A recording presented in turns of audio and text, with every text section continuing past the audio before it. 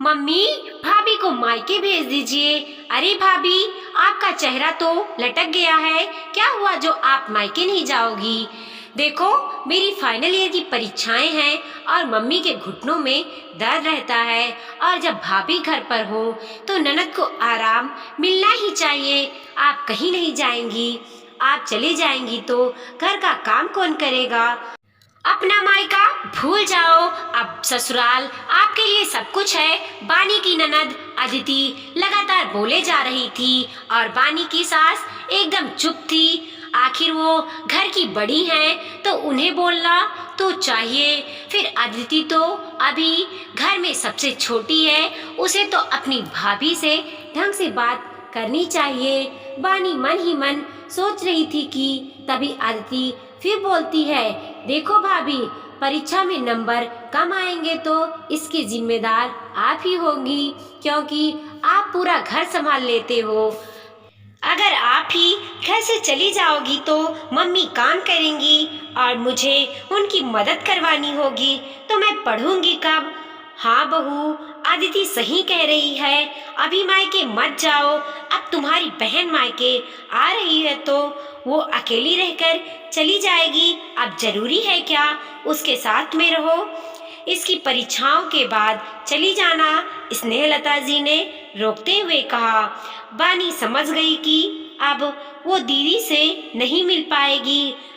दीदी दूर से आ रही हैं और अभी उनके बच्चों की छुट्टियां हैं। उनका बहुत मन था कि वो उनके साथ रहे। दीदी 2 साल में एक ही बार आती हैं। अब जब स्नेहलता जी और आदिति ने मिलकर फैसला सुना दिया है तो यह फैसला उसके पति संदीप को हर हाल में मानना होगा, क्योंकि वो अपनी माँ और बहन के हर फैसले में अपनी सहमति दे देते हैं। उनके खिलाफ वो कभी नहीं बोलेंगे। आदिति की परीक्षाएं तो बस बहाना है, अभी उसमें 1 महीना है, लेकिन जब वो इस घर में आई है उसकी कार्यकुशलता ही उसकी दुश्मन बन गई है। माँ के दिए गए संस्कारों के कारण उसने आते ही पूरे घर को संभाल लिया, सबको काम हाथों में करके दिया और आप सब उसके आदी हो गए थे। घर के हर छोटे से लेकर बड़े काम के लिए बानी को ही पुकारा जाता था, यहाँ तक कि सबके चाय पीने के बाद जूठे कफ को उठाने के लिए भी बानी को ही आवाज दी जाती थी।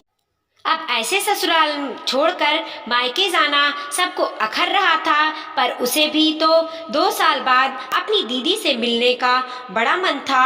आज सुबह ही पापा का फोन आया था कि समधन जी बाणी की बड़ी बहन आई हुई हैं तो उसे भेज दीजिएगा, कुछ दिन बहन के साथ रह लेगी। यह सुनते ही स्नेहलता जी से पहले आदिति ने अपना फैसला सुना दिया और परीक्षाओं की चर्चा छेड़ दी। अभी 2 साल पहले ही बानी की शादी संदीप से हुई थी। दोनों की शादी पारिवारिक सहमति से हुई थी।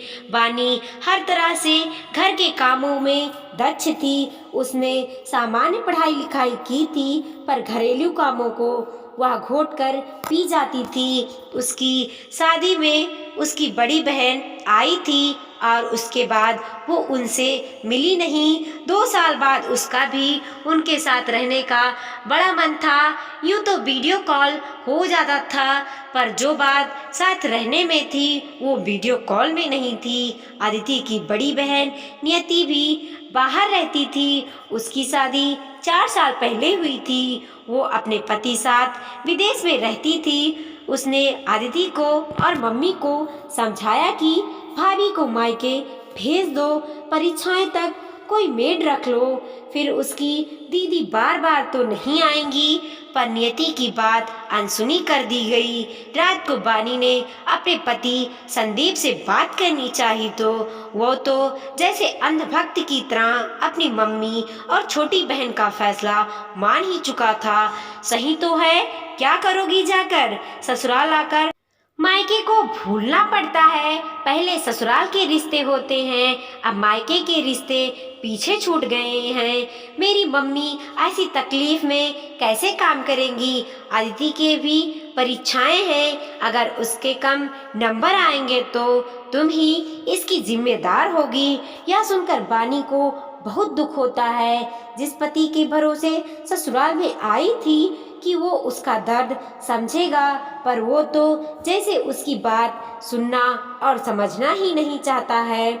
अगले दिन बानी के पापा का फिर फोन आता है। वह स्नेहलता जी से बानी को मायके भेजने को बोलते हैं, लेकिन वो साफ मना कर देती हैं और फोन रख देती हैं।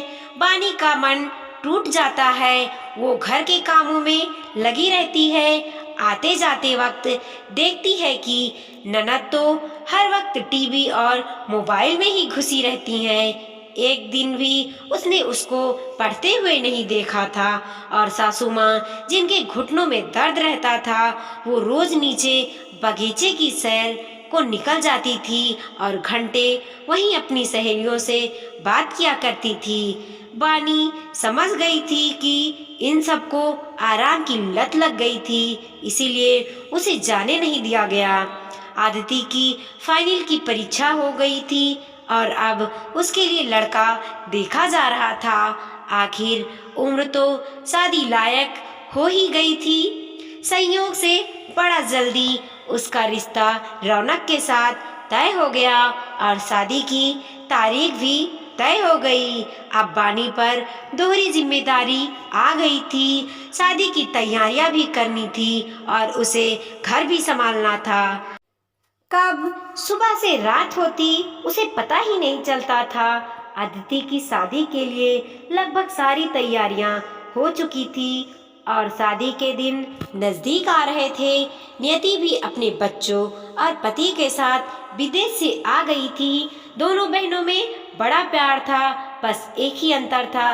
नियति जहां अपने भाभी की हर तकलीफ समझती थी, वहीं आदिति को अपनी भाभी को परेशान करने में मजे आते थे। जब भी बानी को मायके जाना होता था तो नियति उसे भेजने को कहती और आदिति अपनी मम्मी के आड़ में उसे मना कर देती।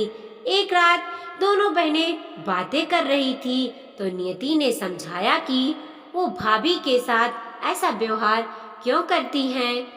मायके जाना हर लड़की का अधिकार होता है।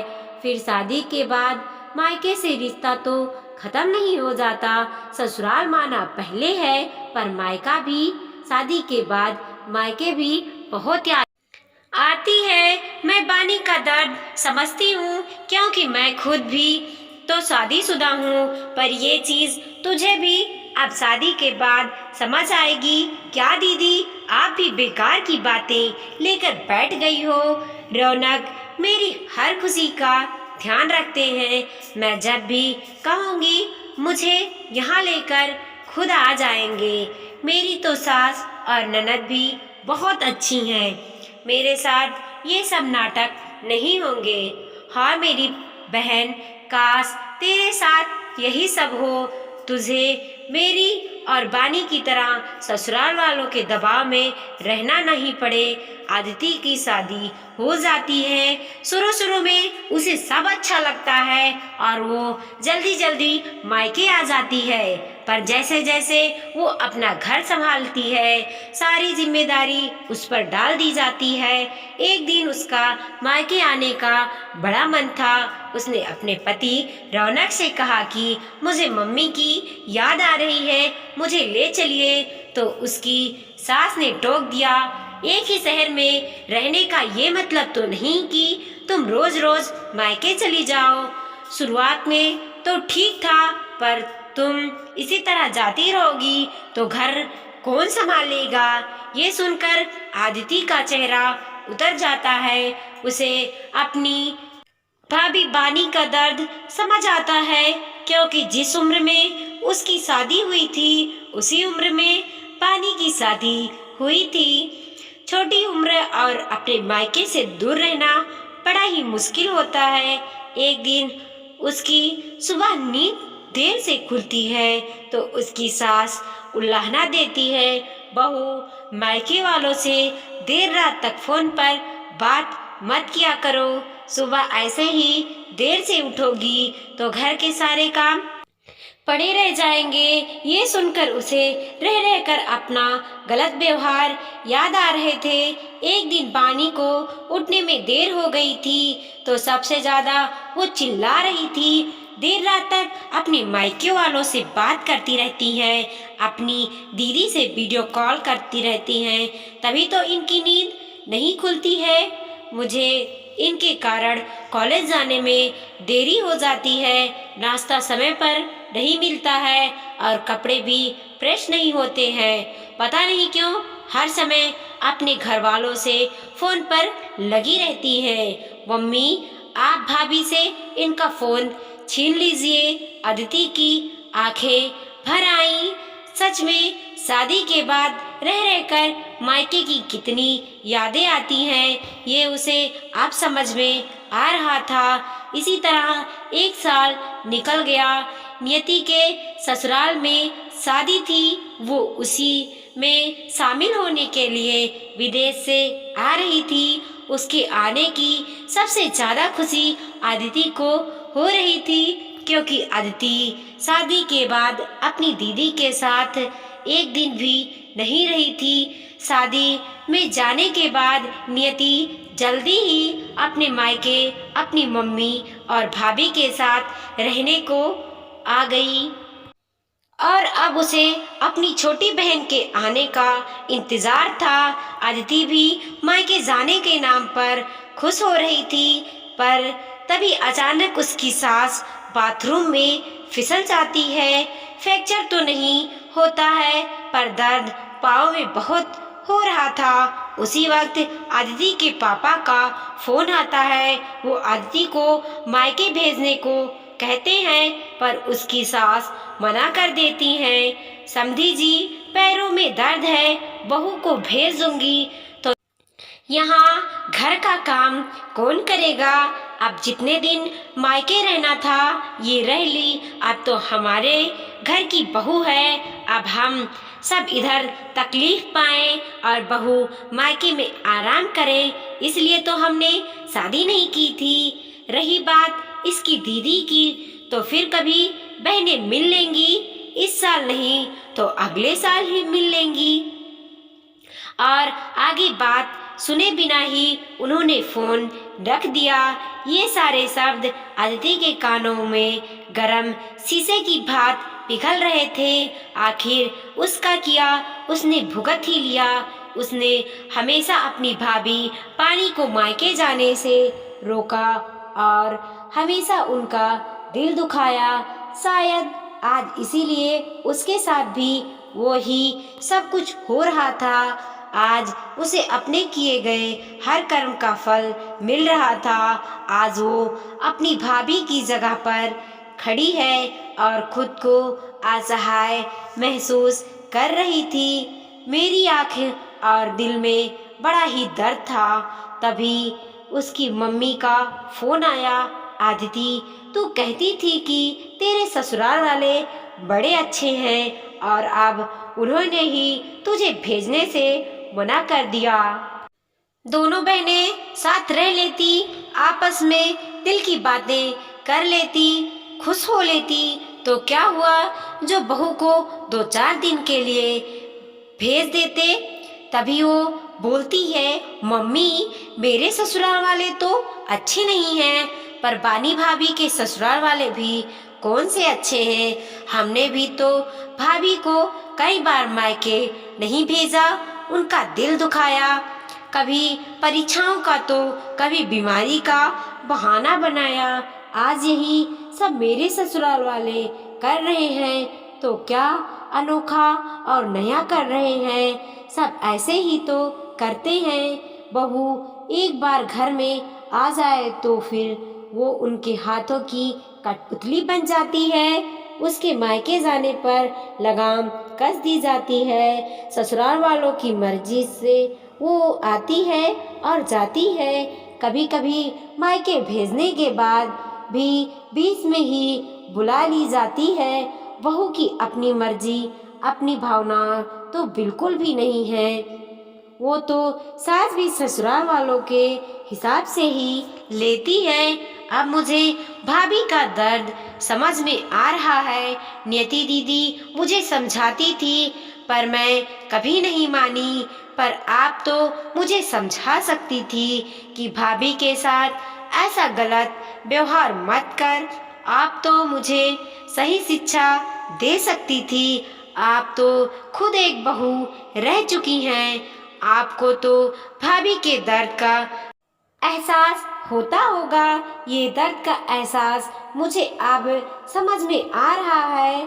आप भाभी के साथ अच्छा व्यवहार करती, मुझे भी समझाती तो आज आपकी बेटी को अपने मायके आने के लिए तरसना नहीं पड़ता।